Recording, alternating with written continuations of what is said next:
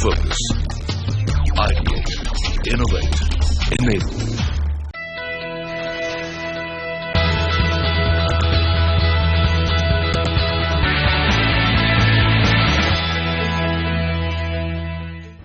नमस्कार, पहला कदम सीजन 2 के इस एपिसोड में आपका स्वागत है। मैं हूं नेहा आनंद। पिछले एपिसोड्स में हमने बात की कुछ ऐसे निवेश, ऐसे ऑप्शंस के बारे में जिसमें आप मुनाफा बनाने के साथ साथ टैक्स की प्लानिंग भी कर सकते हैं। आज भी हम बात करने वाले हैं कुछ इन्वेस्टमेंट ऑप्शंस की, म्यूचुअल फंड्स की। जी हां, आज खासतौर से इस एपिसोड में हम बात करेंगे डेट फंड्स की।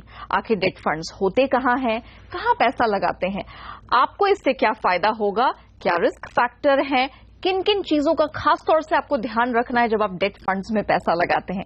इन सब के बारे में एक्सपर्ट बतौर बातचीत करने के लिए हमारे साथ जुड़ चुके हैं सीएनबीसी आवाज के मार्केट्स एडिटर अनिल सिंह। अनिल जी, स्वागत है आपका।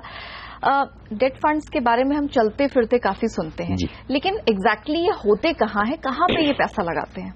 देखिए, बेसिकली जैसा कि नाम है डेट, ये सारे फंड्स ऐसे हैं जो डेट में पैसा लगाते हैं, यानी कि फिक्स इनकम जनरेट करने वाली जो सिक्योरिटीज है, बॉन्ड्स है, उनमें पैसा लगाते हैं। तो आइडिया क्या है? डेट फंड का आइडिया ये है कि एक तरह से उधार देना, राइट? ठीक है। अगर सपोज मैं ये कहूं कि आप किसी एचडीएफसी बैंक को उधार देना चाहती हैं या आप किसी भारतीय एयरटेल को उधार देना चाहती है, तो वो तो आपसे लेंगे नहीं। वो बोलेंगे नेहा जी आप 25-50 हजार लाख रुपए उधार देंगी, हमारा क्या होने वाला है? हमारा तो एपेटाइट बढ़ेगा, राइट, ज्यादा चाहिए। लेकिन आपको लगता है नहीं, मुझे तो बड़े लोगों को ही उधार देना है, जो क्वालिटी में अच्छे हैं। और उसका तरीका है, फिर उसका तरीका क्या है? आप डेट फंड का इस्तेमाल करें। अच्छा, सिंपल। इक्विटी में क्या होता है? इक्विटी फंड में जैसे आप पैसा देते हैं, फंड मैनेजर आपके बिहाफ पे शेयर खरीदता है। Exactly. इसी तरह से डेट फंड में क्या होता है? आप पैसा देते हैं, जिस स्कीम में पैसा डालते हैं, उस स्कीम का फंड मैनेजर, जो डेट फंड मैनेजर कहा जाता है, वो अलग अलग कंपनियों को, अलग अलग बैंक्स को एक तरह से उधार देते हैं। तो सबका पैसा मिलाकर 25-50 हजार आपका, 25-50 हजार मेरा, बाकी सब लोगों का मिला के ऐसे जो कॉर्पस बनता है, वो अलग अलग पैसा लगाया जाता है और उससे कमाई की जाती है। तो इसमें क्या है? जब आप डेट देते हैं, उधार देते हैं, तो उधार में क्या है? आपका फिक्स क्या होता है? इंटरेस्ट है ना। तो वो इंटरेस्ट फिक्स रहता है कि कितना पैसा इंटरेस्ट की कमाई वो करेंगे। अब कहां कहां पैसा लगा सकते हैं? डेट फंड में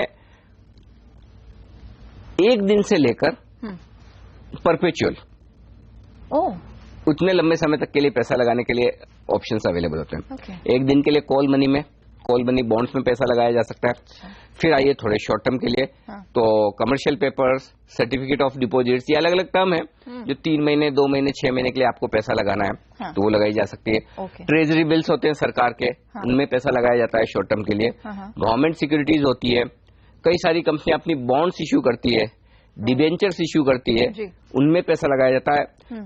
कमर्शियल पेपर्स होते हैं जो कंपनियां इश्यू करती है, certificate of deposits banks issue करते हैं, उनमें पैसा लगाया जाता है। तो बेसिकली आइडिया क्या है कि चाहे कंपनियां हो, चाहे सरकार हो, चाहे बैंक हो, बेसिकली जो भी पैसा इन्वेस्टर्स इन डेट फंड्स में लगा रहे हैं, वो इन 3 लोगों के बीच में इन्वेस्ट किया जाता है।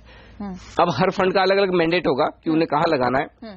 तो हर फंड या तो किसी बैंक को उधार देगा, यानी कि बैंक में डिपॉजिट करेगा आपके ब्याज पे, या किसी कंपनी को उधार देगा, मतलब यानी कि उसके डिबेंचर खरीदेगा या बॉन्ड खरीदेगा, या सरकार को उधार देगा, सरकार के ट्रेजरी बिल्स या गवर्नमेंट सिक्योरिटीज में पैसा लगाया जाएगा। तो ये 3 तरीके हैं जिसके जरिए आप डेट मार्केट में पैसा लगाते हैं, और इनसे जो ब्याज की कमाई होती है, वो कमाई इन्वेस्टर्स को वापस दी जाती है। अब डेट फंड में एक खूबसूरती है एफडी के मुकाबले में।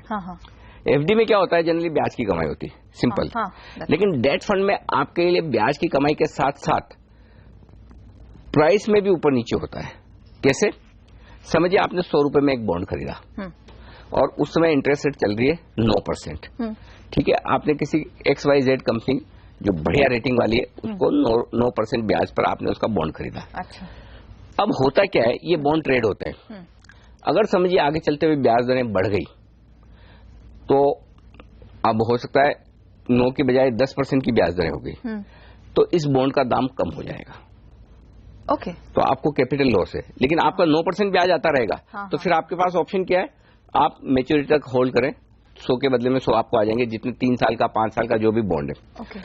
लेकिन अगर आपको ट्रेड करना है, तो आपको थोड़ा नुकसान हो सकता है। ब्याज का नुकसान नहीं होगा, कैपिटल का होगा, क्योंकि वो लो हो गया। एग्जैक्टली। दूसरा तरीका क्या है, जब ब्याज दरें घट रही है तो आपने सपोज 100 रुपए का बॉन्ड खरीदा 9% पे, ब्याज दरें आ गई 8% पे, तो इस बॉन्ड की वैल्यू बढ़ जाएगी।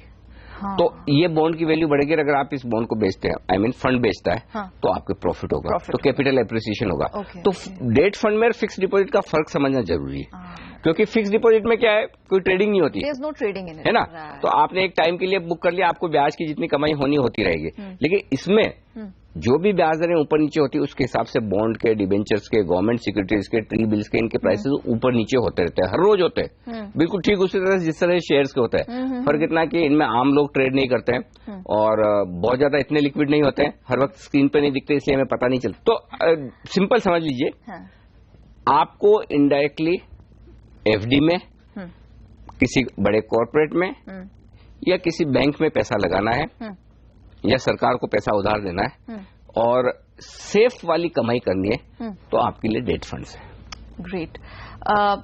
आपने जिस तरह की पॉसिबिलिटीज की बात की, इसको सुन के लग रहा है कि इसके फंड्स जो है उसके प्रकार बहुत सारे होंगे, बिल्कुल, आई एम श्योर। तो ये बताइए कि किस किस टाइप के होते हैं ये? ढेर सारे हैं। अगर आपको एक दिन के लिए पैसा लगाना है तो भी उस तरह का फंड है, एक दिन के लिए। हाँ, एक दिन के लिए। आज पैसा लगाएं, कल निकालना कर सकती है। सिर्फ एक दिन के लिए, और एक दिन के लिए भी आपको ब्याज मिलेगा, बिना कोई एंट्री एग्जिट लोड के। घुसने की कोई कीमत नहीं, निकलने की कोई कीमत नहीं। एंड वी थॉट कि ये सिर्फ शेयर बाजार में होता है। और दूसरा, अगर आपको जितने समय के लिए लगाना है, लंबे समय के लिए, उतने समय भी लगा सकती है। मतलब 3 साल, 5 साल, 10 साल, 15 साल आपको कभी निकालना नहीं है, तब भी कोई दिक्कत नहीं। एफडी में रेस्ट्रिक्शन है, उसमें तो टाइम पीरियड फिक्स है। लेकिन अगर आपका पैसा सेविंग बैंक में पड़ा तो कोई रेस्ट्रिक्शन नहीं, जब तक पड़ा है। एफडी मैच्योर हो जाएगी, आपको रिन्यू करनी होती है। राइट। डेट फंड में आप एक दिन से लेकर आप जितने समय के लिए पैसा लगाना, अलग अलग कैटेगरीज है। मसलन लिक्विड फंड्स एकदम छोटी अवधि के लिए होते हैं। उससे थोड़ी ज्यादा अवधि के लिए जाना है तो आपको अल्ट्रा शॉर्ट टर्म, उससे थोड़ी ज्यादा अवधि के लिए जाना है तो शॉर्ट टर्म फंड्स। अच्छा। फिर अलग अलग प्रकार के फंड्स आते हैं, वो बड़े इंटरेस्टिंग है। गिल्ट फंड्स, उसको हम जब आगे समझाएंगे कि गिल्ट फंड क्या होता है। इनकम या बॉन्ड फंड जी, एक बड़ी अलग कैटेगरी है, वो है MIP, monthly income plans. Right. एक क्रेडिट अपॉर्चुनिटीज फंड हमने पहले एक बार डिस्कस किया, वो भी डेट फंड है। तो इस तरह से कई तरह के अलग अलग फंड्स होते हैं डेट में, जिसमें आप पैसा लगा सकते हैं। बट सिंपल चीज नेहा जो है वो ये कि आप एक चीज समझ लीजिए, आप डेट फंड में पैसा लगा रहे हैं, 2 चीजें आपको ध्यान में रखनी जरूरी है। पहला तो ये कि आप मानसिक रूप से रिस्क नहीं लेने वाले इन्वेस्टर हैं। मुझे रिस्क नहीं लेनी, बिना रिस्क वाला रिटर्न चाहिए, मुझे खतरा कुछ नहीं उठाना, मेरा प्रिंसिपल सेफ रहे, वो रीजनेबल रिस्क के साथ भले ठीक है, बट मोटा मोटी देखिए, हमेशा एक चीज समझ लीजिए, जितनी बैंक डिपॉजिट में सेफ्टी है उतनी डेट फंड में नहीं होगी। लेकिन अभी तक मैंने कोई ऐसा डेट फंड देखा नहीं जो डेट फंड उड़ जाए, वैसा कोई दिक्कत नहीं है, बहुत अच्छे रेगुलेटेड है। मतलब बाय नेचर ये सेफ ही है। हाँ, बाय नेचर ये सेफ है। रिस्क क्या है? रिस्क सिर्फ ब्याज दरों में ऊपर नीचे होने की वजह से शॉर्ट टर्म में आपको इंटरेस्ट रेट्स ऊपर या नीचे जाने की रिस्क की वजह से रिटर्न कम ज्यादा हो सकते हैं। ये छोटी अवधि के लिए।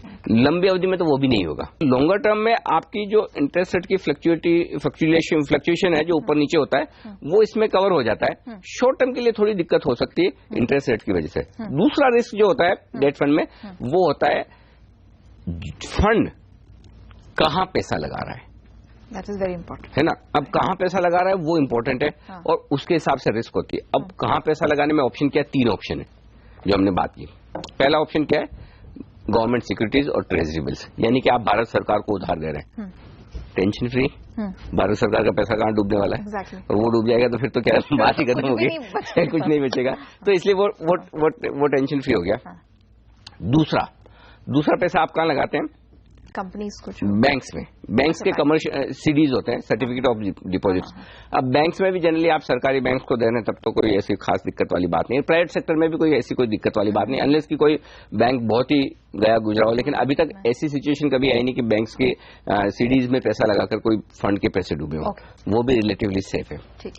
तीसरी कैटेगरी जो है जहां पैसा लगाया जाता है वो है कॉर्पोरेट बॉन्ड्स और डिबेंचर्स, जिन्हें हम आम बोलचाल की भाषा में एनसीडीज बोलते हैं, डिबेंचर बोलते हैं, बॉन्ड्स बोलते हैं।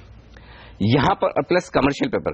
कमर्शियल पेपर जनरली सेफ होते हैं क्योंकि वो 2-3 महीने की पीरियड के लिए इशू किए जाते हैं। 2-3 महीने में आपको रीजनेबली अंदाजा हो जाता है कि ये कंपनी कैसा करेगी।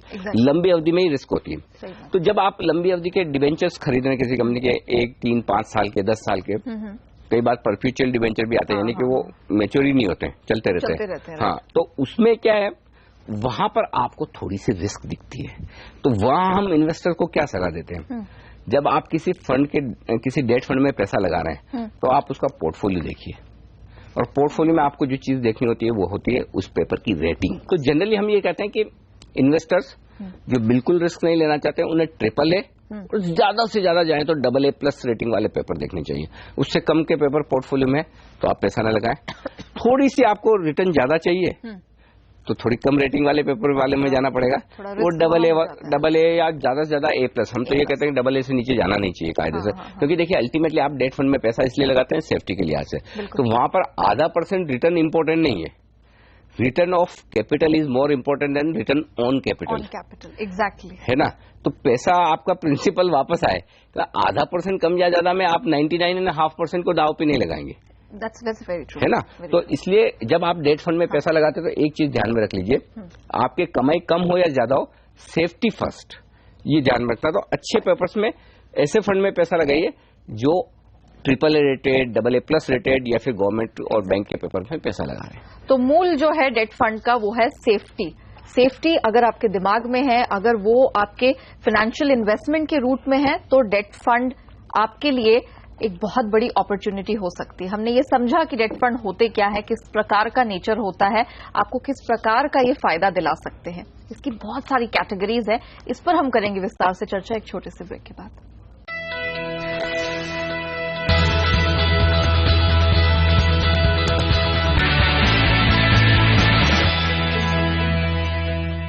पहला कदम के इस एपिसोड में हमारी चर्चा फंड्स और डेट फंड्स के बारे में हो रही है। किस प्रकार के डेट फंड्स होते हैं इसके बारे में अनिल जी से जानते हैं। अनिल जी, आपने शुरुआत लिक्विड फंड से की थी, आपने कहा था कि बहुत ही छोटी अवधि के लिए, एक दिन के लिए भी होते हैं। लिक्विड फंड्स क्या होते हैं, इनका नेचर क्या होता है, किन के लिए होता है? लिक्विड फंड की बात करें उससे पहले नेहा एक बात बताना चाहता हूं दर्शकों को, वो ये कि डेट फंड उन लोगों के लिए है जो अब तक बैंक्स में पैसा रखते हैं। अब उनके लिए ग्रेजुएट होने का समय आ गया है। बैंक्स में पैसा रखने का दूसरा ऑप्शन ये लिक्विड फंड है। तो पहले तो दिमाग में ये चीज क्लियर कर लेनी चाहिए कि हमारा बैंक में कहाँ पैसा पड़ा है। क्या हमारा पैसा सेविंग बैंक अकाउंट में पड़ा है, करंट अकाउंट में पड़ा है, रेकरिंग डिपॉजिट हो रही है या FD हो रही है। जनरली ये 3-4 तरीके हैं जो बैंक में डिपॉजिट करने के। तो जो लोग आपके हमारी तरह सैलरी कमाने वाले हैं, प्रोफेशनल्स हैं, जो सेविंग बैंक में अपना अकाउंट पैसा पड़ा रखते हैं, FD भी नहीं कराते हैं कि कभी पैसे की जरूरत पड़ जाए तो क्या करेंगे, कभी भी जरूरत पड़ सकती है तो ये पड़ा है, कभी भी निकालना हो तो निकाल सकते हैं। या वो बिजनेसमैन जो करंट अकाउंट में अपना रनिंग बैलेंस रखते हैं, या बिजनेस में कभी भी अचानक से जरूरत पड़ सकती है। तो इन 2 तरीके के लोगों के लिए लिक्विड फंड, नाम से समझ में आ गया, लिक्विड मतलब पैसा एकदम तैयार है जब चाहिए। तो लिक्विड फंड में इन्वेस्टमेंट का थीम क्या है? मिनिमम 1 दिन। आज 3 बजे तक आप एप्लीकेशन भेज दिए, आपका पैसा आज लग जाएगा। कल मेरे ख्याल से 1 बजे या 1:30 बजे 2 बजे के आसपास का कट ऑफ टाइम होता है। हाँ, अगर आपको पैसा चाहिए, आज आपने चेक दिया या ट्रांसफर किया, 1 दिन आपका पैसा रहा, परसों वापस आपको पैसा चाहिए, खाली कल का इन्वेस्टमेंट रहा, परसों वापस चाहिए, 1-1:30 बजे तक आप अपनी रिक्वेस्ट भेज दीजिए रिडम्पशन की, परसों आपके अकाउंट में डायरेक्ट क्रेडिट। चेक लेने देने का झंझट भी नहीं। एक दिन भी आप पैसा रखकर ब्याज कमा सकते हैं। और अब तो सब कुछ कंप्यूटराइज्ड है। इंटरनेट पे आप चाहें सीधा नेट पे आप ट्रांसफर करें, नेट पे वापस ले लें, डायरेक्ट डेबिट क्रेडिट हो जाता है। किसी को फोन करके भी बोलने की खाली एक लॉगिन किया अपने अकाउंट में, फंड में ट्रांसफर किया, फंड में रिडम्पशन रिक्वेस्ट भेजी, वापस आपके अकाउंट में नेक्स्ट डे सुबह आ जाएगा। हाँ, इसमें रिटर्न का बता दूं, रिटर्न कैसे आते हैं। जनरली जो भी कॉल मनी की रेट्स चल रही है उसके हिसाब से इसमें रिटर्न आते हैं। अच्छा। तो अगर कॉल मनी के अभी का जो करंट सिनेरियो, इसमें लिक्विड फंड 6 से 7%, 7.5% तक के रिटर्न दे रहे हैं। ये एवरेज आप बता रहे हैं? एवरेज। और 6, 7, 7.5% रिटर्न बहुत अच्छे होते हैं, more than double than what you get in bank. Exactly. और उसमें आपके लिए कोई लॉक इन की समस्या नहीं, जब चाहे एंट्री कर लो, जब चाहे एग्जिट कर लो जी। एक दिन ही पैसा रखना है, एंट्री एग्जिट लोड नहीं है, इससे बढ़िया क्या बात हो सकती है? सही बात है। अब इसमें जो जहां ये फंड पैसा लगाते हैं वो समझना जरूरी है। हाँ। क्योंकि लिक्विड फंड है, आप ये कहते हैं कि मेरी जब मर्जी आएगी तब पैसा मांग लूंगा। आपका तो दिन में 1 बजे मूड हुआ नेहा जी कि कल मुझे पैसा चाहिए, तो फंड को भी तैयार रहना पड़ेगा ना उसके लिए। बिल्कुल। तो फंड ये तो नहीं कह सकता कि नेहा जी आपने मुझे नोटिस नहीं किया प्रॉपर। तो फंड क्या करता है, जब जो पैसा लगाते हैं बहुत शॉर्ट टर्म इंस्ट्रूमेंट्स में पैसा लगाते हैं। शॉर्ट टर्म से मतलब क्या हुआ, जिनकी मैच्योरिटी की अवधि बहुत कम है। अच्छा। तो मैच्योरिटी की अवधि कौन सी है? Call money. कॉल मनी ठीक उसी तरह से काम करता है कि आप एक दिन के लिए होती है कॉल मनी। तो एक दिन आज पैसा लगाओ, नेक्स्ट डे आपका वापस पैसा फ्री। तो मैक्सिमम पैसा इन फंड का कॉल मनी में जाता है, ठीक है। कुछ पैसा थोड़ी सी लंबी मैच्योरिटी वाले पेपर्स में डालता है, जिससे कि आपका रिटर्न कॉल मनी से बेहतर हो जाए। क्योंकि आप देखिए, एक दिन के लिए किसी को उधार देंगे तो ब्याज कम मिलेगा, ऑफ कोर्स। 3 महीने के लिए देंगे तो थोड़ा ज्यादा मिलेगा, 6 महीने का ज्यादा मिलेगा। तो इंटरेस्ट को अट्रैक्टिव करने, हाँ, थोड़ा इंटरेस्ट। तो इसमें क्या है, 3 से 6 महीने तक की मैच्योरिटी के पेपर भी लिक्विड फंड में लिए जाते हैं। अच्छा। तो ये सबसे, तो ये दूसरा तरीका हो गया, उससे कि आपको कॉल मनी के मुकाबले में थोड़ा सा ज्यादा रिटर्न मिले। ओके। सेफ्टी वाइज ये कैसा है? देखिए, सेफ्टी आपको 2 तरह की देखनी है। हाँ। एक तो सेफ्टी है कि रिटर्न की, हाँ। और एक सेफ्टी है प्रिंसिपल की। ओके। तो शायद एक बार को छोड़ के, वो भी मुझे पक्का नहीं पता, हाँ। आज तक इतिहास में कभी भी लिक्विड फंड ने एक भी दिन नेगेटिव रिटर्न नहीं दिया। ओके। एक बार दिया, वो भी शायद एक दिन के लिए। वो भी बहुत पहले की बात, को एक एबनॉर्मल सिचुएशन थी वो। तो इसका मतलब क्या है, आपकी रिटर्न की सेफ्टी है, आपका नेगेटिव रिटर्न नहीं आ सकता। ओके। रिटर्न कम आएगा या ज्यादा आएगा वो अलग बात है। कैसे आपका सेविंग बैंक अकाउंट में पैसा पड़ा है तो आपका नेगेटिव रिटर्न नहीं होता ना, नहीं हो सकता। जितना है उतना तो पैसा रहेगा, उतना तो है ही। प्रिंसिपल तो सेफ है। तो इसमें भी सिंपल है, प्रिंसिपल आपका सेफ है, रिटर्न नेगेटिव नहीं होता। उसकी 2 वजह। पहली वजह तो ये कि जहां ये पैसा लगा रहे हैं वो बहुत शॉर्ट टर्म की अवधि के लिए लगाते हैं। तो कॉल मनी में लगा रहे हैं तो कॉल मनी तो बैंक्स की होती है, आरबीआई की होती है, तो वहां पर तो कोई रिस्क है नहीं। बाकी 3 से 6 महीने के लिए शॉर्ट टर्म पेपर्स होते हैं, उनमें ये पैसा लगाते हैं। इसमें खूबसूरत बात क्या है, लिक्विड फंड में जब पैसा लगाते हैं तो इसमें मार्क टू मार्केट जो भी सिक्योरिटीज है उसका मार्क टू मार्केट प्रॉफिट और लॉस नहीं लिया जाता है। अच्छा। और यही वजह है कि फंड्स में हमेशा पॉजिटिव रिटर्न होता है, नेगेटिव रिटर्न नहीं होता। रिटर्न कम ज्यादा हो सकता है, वो एक अलग बात है, लेकिन नेगेटिव रिटर्न नहीं होगा। तो जो लोग नेगेटिव रिटर्न्स के लिहाज से रिस्क नहीं लेना चाहते हैं उनके लिए परफेक्ट है। आप कमोबेश ये मानकर चल सकते हैं कि सेविंग बैंक का बेहतर विकल्प लिक्विड फंड है और आपका पैसा कंपैरेटिवली सेफ ही है। कोई बहुत रिस्क, आप ऐसा एक्स्ट्राऑर्डिनरी रिस्क लेकर नहीं जा रहे हैं। रिटर्न आपका बेहतर हो रहा है और एक दिन के नोटिस पर आप पैसा जमा भी करा सकते हैं, निकाल भी सकते हैं। ओके। चलिए, हम लिक्विड फंड्स के बारे में समझ रहे हैं, कैसी सेफ्टी है, किस प्रकार के लोगों के पैसे लगाने लायक है ये, इसके रिस्क फैक्टर्स किस तरह के हैं, लेकिन आप इसमें पैसा कितना लगा सकते हैं, मिनिमम मैक्सिमम अमाउंट क्या क्या है, इन सब पर भी हम विस्तार से चर्चा करेंगे, लेकिन एक छोटे से ब्रेक के बाद।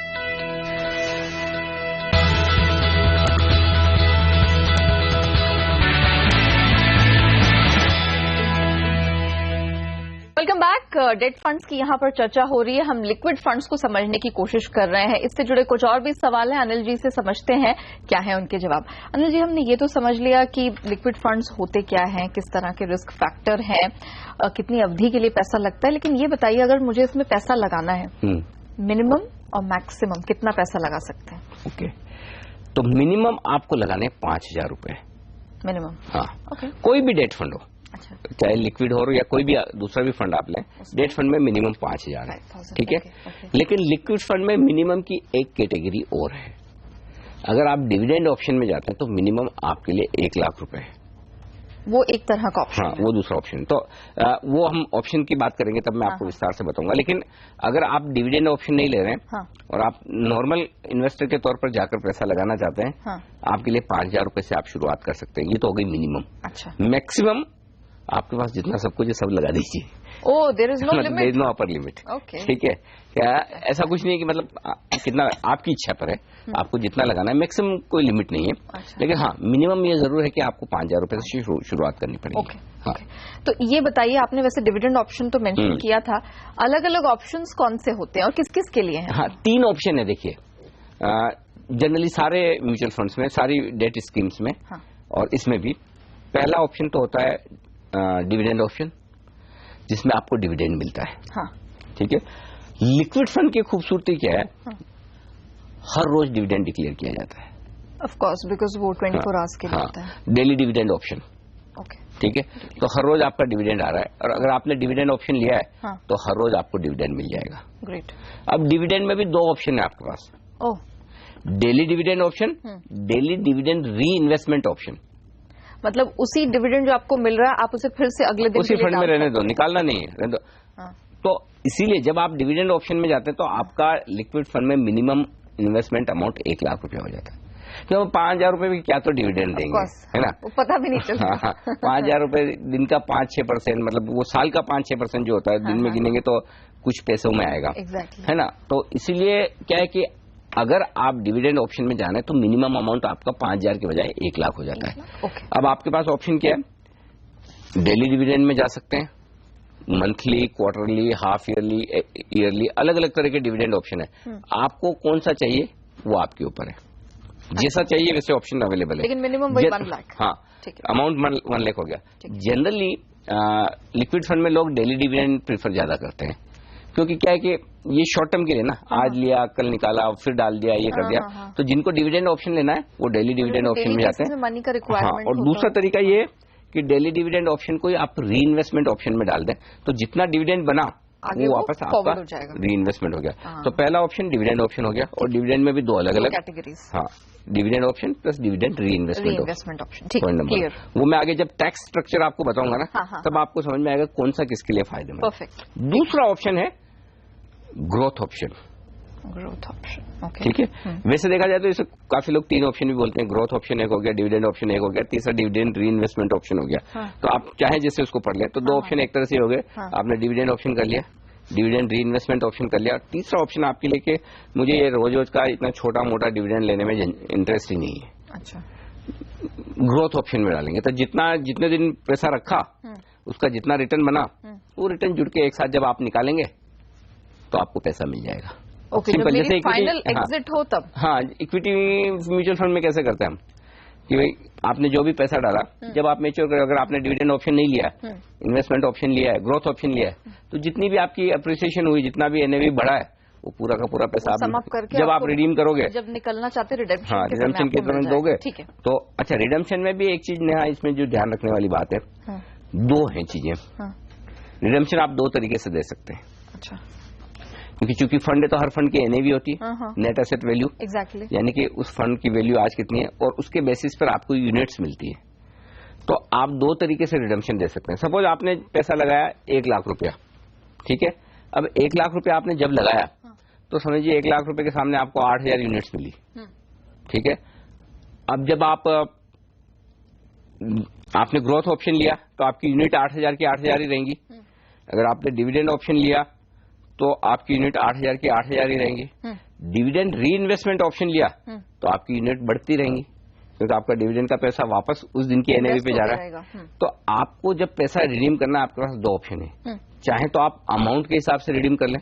सपोज आपने लाख रुपए लगाया, आपको 50,000 रिडीम करना है, तो आप ये कहते हैं कि मुझे 50,000 का रिडम्पशन चाहिए, तो 50,000 का रिडम्पशन आ जाएगा। तो वो मनी में कन्वर्ट हो उतनी यूनिट्स अपने आप रिडीम हो जाएगी। आपको नंबर ऑफ यूनिट्स लिखने की जरूरत नहीं है, बस आपको 50,000 अमाउंट चाहिए तो 50,000 आ जाएगा। ठीक है। दूसरा तरीका ये कि आपको यूनिट्स रिडीम करनी है, तो आप जितनी नंबर ऑफ यूनिट्स की रिडम्पशन रिक्वेस्ट देंगी उतनी रिडीम हो जाएंगी, और बाकी आपके पड़े रहेगी। तो उसमें राउंड फिगर में अमाउंट नहीं आएगा, उसमें अमाउंट ऐसे ही आएगा, कुछ भी 50,252 रुपए 70 पैसे टाइप, है ना।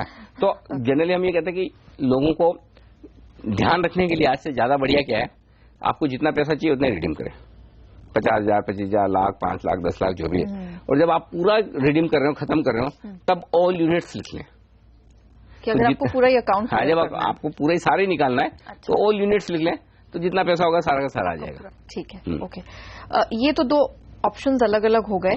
ये बताइए कि जो मैं मनी इनमें डालूंगी, इन कैटेगरीज में, इन ऑप्शंस में, क्या इसके अलावा भी कोई एंट्री की फीस या अलग से कोई सर्विस चार्ज या कुछ देना है? कोई फी, कोई चार्ज नहीं, एंट्री एग्जिट लोड कुछ भी नहीं है। अच्छा, खाली जो म्यूचुअल फंड की मैनेजमेंट फीस जो होती है, एमसी फीस होती है, वो फंड में डेबिट होती है। लेकिन आपके लिए एंट्री लोड एग्जिट लोड कुछ भी नहीं, एक दिन के लिए भी आप डालें निकाले कोई दिक्कत नहीं। दूसरी चीज मुझे ये जानी थी, सिंस ये एक दिन के लिए होता है, अगर इसको हम बेसिक स्ट्रक्चर देखें तो अगर मुझे इसके इंटरेस्ट रेट्स जानने हैं, अगर मुझे थोड़ा परफॉर्मेंस इसका देखना है, कहाँ पर मैं चेक कर सकती हूँ? एनएवी हर रोज की एनएवी डिक्लेयर होती है। अच्छा। और म्यूचुअल फंड की साइट पर मिलती है। हाँ। एमफी जो association of mutual funds of India, उनकी साइट पर हर फंड की एनएवी मिलेगी। और आपने एक बार पैसा लगा दिया, हाँ, तो आपको सॉफ्ट कॉपी के तौर पर, आपको ईमेल के तौर पर हर रोज की एनएवी आती रहेगी, तो आपको हर रोज पता चलेगा कि क्या एनएवी चल रही है। बिल्कुल। बिल्कुल। टैक्स बेनिफिट क्या इसमें कुछ मिलते हैं? देखिए, ऐसे तो कोई टैक्स बेनिफिट है नहीं, लेकिन आपको कौन सा ऑप्शन चूज करना है, डिविडेंड, डिविडेंड री इन्वेस्टमेंट, या फिर ग्रोथ ऑप्शन, उसके लिए आपको अपना टैक्स स्ट्रक्चर पता होना जरूरी है कि आप कितना टैक्स भर रहे हैं। हेल्प करेगा? भाई देखिए, आप अगर 10% की टैक्स स्लैब में है, तो आपके लिए ऑप्शन अलग हो जाएगा। आप 30% की टैक्स स्लैब में है तो अलग हो जाएगा। और आप 1 करोड़ से ज्यादा की इनकम वाले हैं, जिनके लिए एडिशनल वो टैक्स लगता है, 34% की स्लैब हो जाती है इफेक्टिवली, तो आपके लिए अलग होगा। उसके लिए क्या होगा, आपको उसके लिए डेट फंड का टैक्स स्ट्रक्चर समझना जरूरी है। डेट फंड में टैक्स कैसे लगता है? जैसे इक्विटी फंड में बहुत सिंपल है। 1 साल तक आपने इक्विटी फंड में पैसा रखा और पहले निकाल दिया 1 साल के पहले, तो 15% शॉर्ट टर्म कैपिटल गेन। 1 साल के बाद जीरो है, जीरो होता है, नहीं लगता। राइट। पहली बात, डेट फंड में और इक्विटी फंड में एक बड़ा फर्क समझ लीजिए, इसमें लॉन्ग टर्म होता है 3 साल में, इक्विटी में होता है 1 साल में। ओके। बड़ा फर्क है, ये बहुत बेसिक चीज है और ये समझना जरूरी है। तो long term capital gain tax कब अप्लाई होता है डेट फंड में? जब आप 3 साल तक मिनिमम पैसा रखें। इक्विटी फंड में 1 साल में रखने से लॉन्ग टर्म हो जाता है। इक्विटी में लॉन्ग टर्म में टैक्स कितना लगता है? 0। डेट में कितना लगता है? डेट में 2 ऑप्शन है। अगर आपने 3 साल पैसा रखा और अगर आप ये कहते हैं कि भाई मुझे इंडेक्सेशन बेनिफिट लेना है, अब इंडेक्सेशन बेनिफिट वो महंगाई का एक उन्होंने इनकम टैक्स डिपार्टमेंट ने एक वो बना रखा है इंडेक्स, उसके बेसिस पर कि भाई 3 साल पहले जो वैल्यू थी रुपए की वो आज नहीं रहती, तो इन्फ्लेशन रेट के साथ लिंक करके वो एक इंडेक्सेशन बेनिफिट देते हैं कि 3 साल पहले की रुपए की वैल्यू आज इतनी होती, तो उस हिसाब से आपका जो गेन ज्यादा दिख रहा है वो एक्चुअल उतना नहीं है। हाँ। वो एडजस्टमेंट हो जाता है। तो अगर आप इंडेक्सेशन का बेनिफिट लेते हैं, जो आपका सीए बता देगा आराम से, तो आपको टैक्स देना होगा 20%। यानी कि इंडेक्स, सपोज आपने 100 रुपए लगाए, इंडेक्सेशन के बेनिफिट के साथ उसकी वैल्यू 115 हो गई, आपने बेचा 120 रुपए में, तो आपको 5% पर ही टैक्स देना होगा, 5 रुपए पर, और वो टैक्स होगा 20%।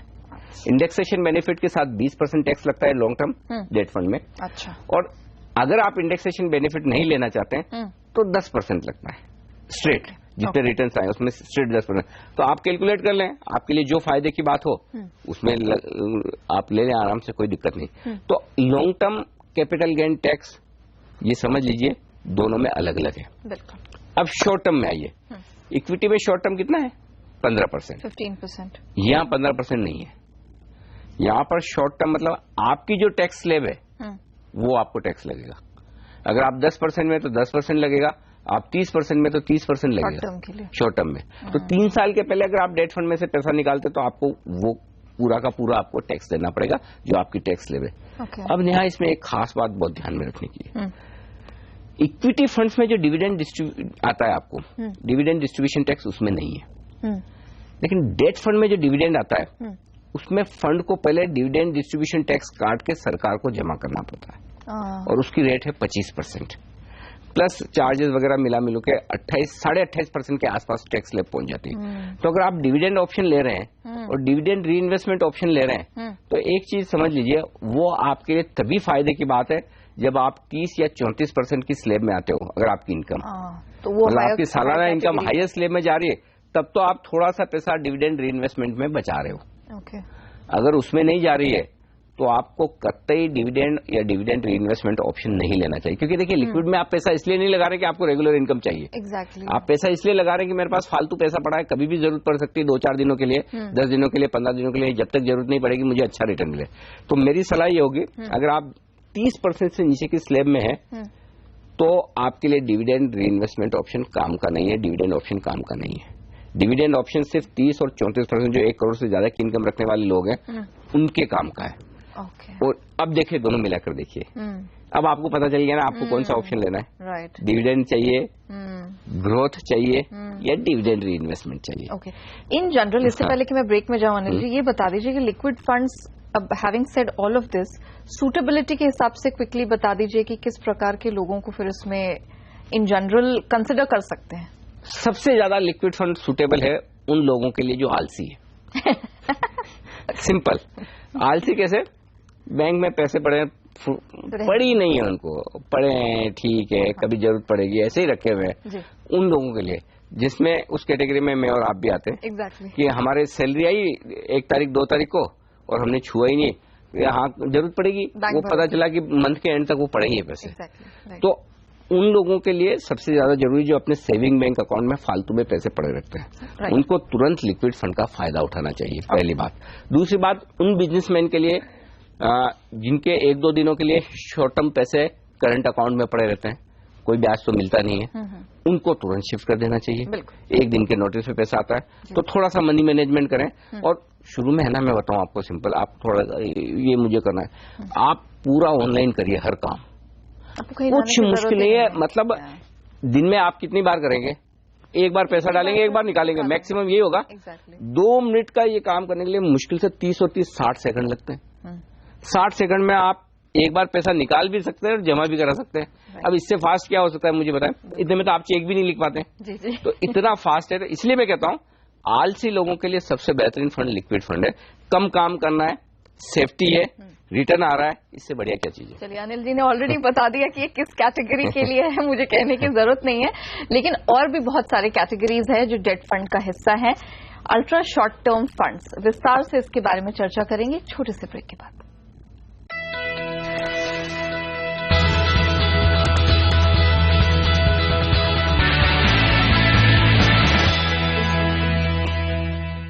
डेट फंड्स की बहुत सारी कैटेगरीज हैं, आपके लिए क्या क्या सूटेबल है, इस पर चर्चा जारी है। लिक्विड फंड्स के बारे में हमने चर्चा की, किस प्रकार के लोगों के लिए ये अच्छा साबित हो सकता है ये ऑप्शन, ये भी हमने आपको बताया। इसी में एक और कैटेगरी आती है अल्ट्रा शॉर्ट टर्म फंड्स। अब ये क्या होते हैं, किस तरह से अलग है ये लिक्विड फंड से, ये सब हम करते हैं विस्तार से चर्चा अनिल जी के साथ। अनिल जी, पहले तो यही बताइए कि अल्ट्रा शॉर्ट टर्म फंड्स होते क्या है। देखिए, लिक्विड फंड से एक कैटेगरी हायर। हायर किस सेंस में? हायर इस सेंस में नहीं कि बड़ा अमाउंट डाल दें या बड़ा पैसा बनेगा, वैसा नहीं। म्यूचुअल फंड में, डेट स्कीम में जितनी भी कैटेगरी है, मैक्सिमम कैटेगरी 1 या 2 को छोड़कर, जो अलग से हम डिस्कस करेंगे, सारी कैटेगरी इस तरीके से बनी है कि ये फंड जिन सिक्योरिटीज में, जिन बॉन्ड्स में, जिस कॉल मनी में, जिस ट्रेजरी बिल्स में, सर्टिफिकेट ऑफ डिपॉजिट्स या कमर्शियल पेपर में पैसा लगा रहे हैं, उनकी अवधि क्या है। तो अवधि के लिहाज से अलग अलग एग्जैक्टली। तो हमने लिक्विड फंड में बात की कि छोटी अवधि के लिए जिसको पैसा लगाना हो, और जो फंड छोटी अवधि के लिए दूसरी जगह पैसा लगाते हैं, वो लिक्विड फंड है। Ultra short term fund, ultra short term fund थोड़ी सी ज्यादा अवधि वाले। हमने कहा जैसे आपको 1 दिन के लिए पैसा लगाना है, लिक्विड फंड है। 1 हफ्ते के लिए लगाना है, लिक्विड फंड है। 2 से 4 हफ्ते के लिए लगाना है, तब भी आप लिक्विड फंड में लगा सकते हैं। अच्छा। लेकिन 2-4 हफ्ते, 15 दिन से महीना भर मिनिमम हो आपका, और 3 महीने ये पीरियड हो आपका, तो आपके लिए अल्ट्रा शॉर्ट टर्म फंड। कुछ महीने, कुछ हफ्ते से, कुछ लोग 6 महीने तक का भी व्यू लेते हैं, लेकिन इफेक्टिवली 2-3 महीने, 1 से 3 महीने का व्यू है ना, तो सोचने की जरूरत ही नहीं है। आपके लिए perfect product ultra term short fund. तो क्या यही डिफरेंशिएटिंग फैक्टर है? ये बड़ा डिफरेंशिएटिंग फैक्टर है पहला। और इसको आप कंपेयर कैसे करेंगे? अगर आप 1 से 3 महीने के लिए रिटर्न के लिए पैसा लगा रहे हैं, तो आप 1 से 3 महीने की एफडी से कंपेयर करें। ठीक है ना। अगर आप बैंक की एफडी में लगा रहे हैं, 3 महीने की बैंक की एफडी में, तो वहां क्या रिटर्न मिलता है और यहाँ पर क्या रिटर्न आता है, वो आपको कंपेयर करना है। यहाँ रिटर्न अंदाज से आएगा, बैंक की एफडी में तो फिक्स होता है। हाँ, लेकिन आपको रिटर्न क्या मिलेगा? रिटर्न ये मिलेगा कि बैंक की एफडी में जो रिटर्न आ रहा है उससे थोड़ा ज्यादा, लिक्विड फंड से थोड़ा ज्यादा, लिक्विड फंड से भी ज्यादा रिटर्न आएगा इसमें, क्योंकि यहाँ पीरियड बढ़ जाता है। हाँ, 2 रीजन से। एक तो ये कि आप थोड़े लंबे समय के लिए पैसा लगा रहे हैं, दूसरा ये लिक्विड फंड में जो पैसा लगता है फंड्स का, वो बहुत शॉर्ट टर्म चीजों में लगता है। कि कॉल मनी हो गया या एकदम A1+ पेपर ऐसे, इसमें जो पैसा लगता है वो 3 से 6 महीने वाले पेपर्स में लगता है। तो जब 3 से 6 महीने के लिए आप किसी को उधार देते हैं तो नेचुरली थोड़ी आप हायर इंटरेस्ट रेट लेंगे। हाँ, एग्जैक्टली है ना। और इसमें भी जनरली जो 6 महीने तक की मेच्योरिटी के पेपर्स हैं, उनमें मार्क टू मार्केट नहीं किया जाता है, यानी कि उनका डेली वैल्यूएशन नहीं किया जाता। तो आपके लिए नेगेटिव रिटर्न आने की संभावना नहीं के बराबर है। रिटर्न जो भी आएगा थोड़ा बहुत पॉजिटिव ही आएगा। और रिस्क जो पेपर की है वो कंपेरेटिवली कम रहती है, क्योंकि 3 से 6 महीने में आप ठीक ठाक अंदाजा लगा सकते हैं कि ये कॉर्पोरेट उड़ेगा नहीं। यानी कि लिक्विड फंड के मुकाबले जो अल्ट्रा शॉर्ट टर्म फंड्स का रिस्क है वो थोड़ा सा कम है, क्योंकि यहाँ ड्यूरेशन बढ़ जाती है। नहीं। अल्ट्रा शॉर्ट टर्म फंड में लिक्विड फंड के मुकाबले में थोड़ी सी ज्यादा रिस्क। अच्छा, ज्यादा है क्योंकि ड्यूरेशन। एक चीज समझिए, बेसिक समझना। ये अच्छा सवाल है, लेकिन चाहे कंफ्यूजन है तो भी अच्छा है। एक चीज समझ लीजिए, जितना कम समय के लिए आप किसी को उधार देते हैं उतनी आपकी सेफ्टी ज्यादा है। मैं अगर आपसे कहूँ मुझे आज 1000 रुपए दीजिए, नेहा जी कल दे दूंगा आपको वापस, तो आपको पता है कि कल तो अनिल जी दे देंगे, कहाँ जाने वाले, ठीक है। और ये मैं बोलूँ कि 2 साल बाद दूंगा, तो पता चला 2 साल बाद ये कहाँ मैं कहाँ, क्या पता। हाँ, क्या होगा, है ना। तो सिंपल लॉजिक वही है कि जितने छोटे पीरियड के लिए आप किसी को उधार देते हैं आपकी सेफ्टी ज्यादा होती है, लंबे समय के लिए सेफ्टी की कम हो जाती है। तो अल्ट्रा शॉर्ट टर्म फंड में जो पैसा लगाया जाता है फंड के द्वारा वो 3 से 6 महीने के पीरियड के या थोड़े से ज्यादा पीरियड वाले के होराइजन के हिसाब से लगाया जाता है।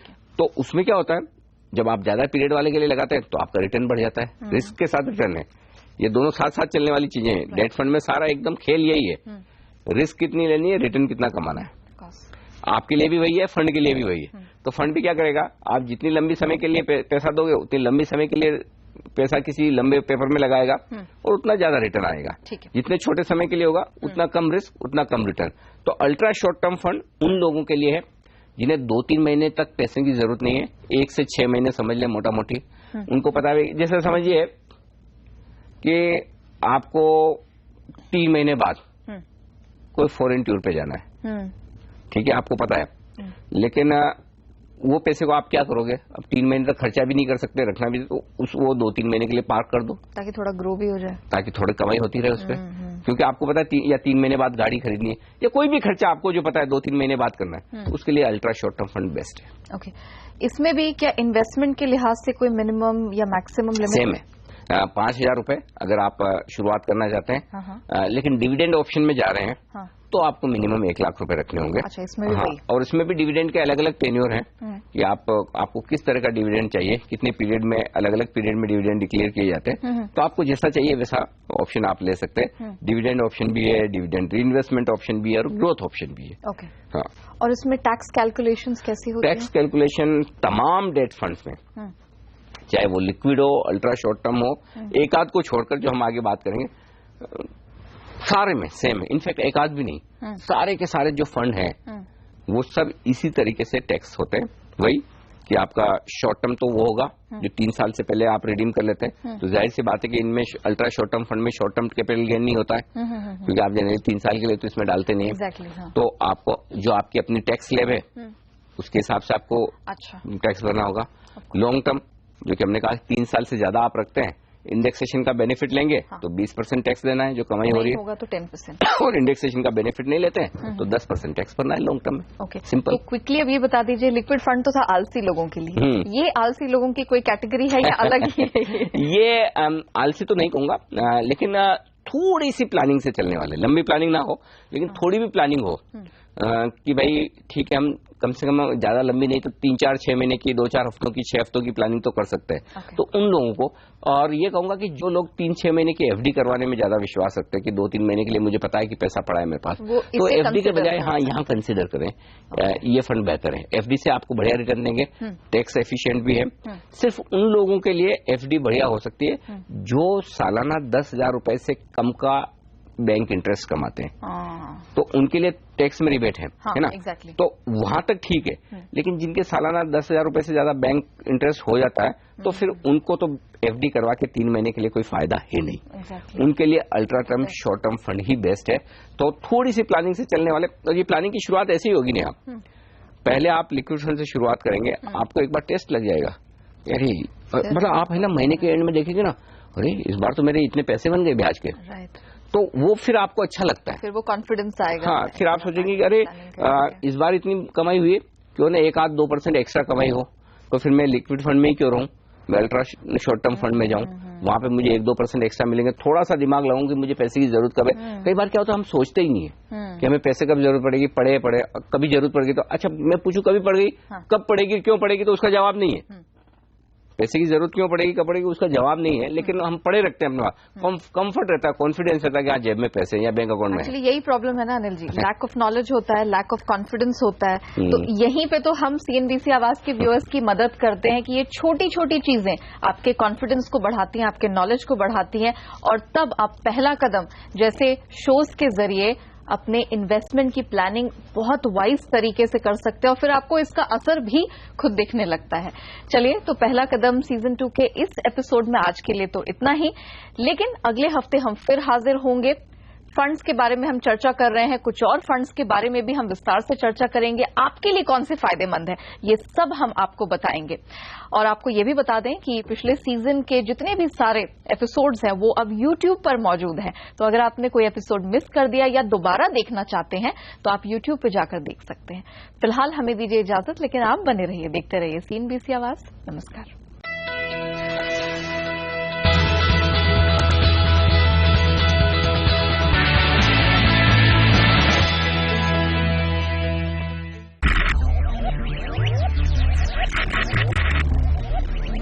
Focus.